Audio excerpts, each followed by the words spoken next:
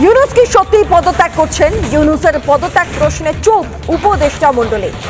আমরা দায়িত্ব পালন করতে পারছি না, নিজেদের কাজে সন্তুষ্ট নয় উপদেষ্টা মণ্ডলী, এমনই বক্তব্য উপদেষ্টা মণ্ডলীর তরফ থেকে উঠে আসছে, বলছেন বাংলাদেশের উপদেষ্টা সৈয়দা রিজওয়ানা। শুধুমাত্র ইলেকশন করবার জন্য তো আমরা দায়িত্বটা নিইনি, যেটা আরো দুটো দায়িত্ব আছে, আমরা সেগুলো আসলে পালন করতে পারছি কিনা।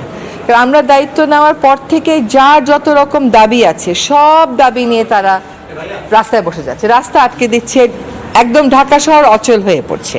সেই অচল অবস্থা নিরসনে আমরা কিছু করতে পারছি কিনা, তো এইগুলো আলোচনা করে যেটা আমরা চিন্তা করলাম যে আমাদের এই দায়িত্বটা কিন্তু জাতীয় দায়িত্ব, এবং আমরা তো আগে থেকেই বলছি যে আমরা ক্ষমতা নেইনি, দায়িত্বে আছি।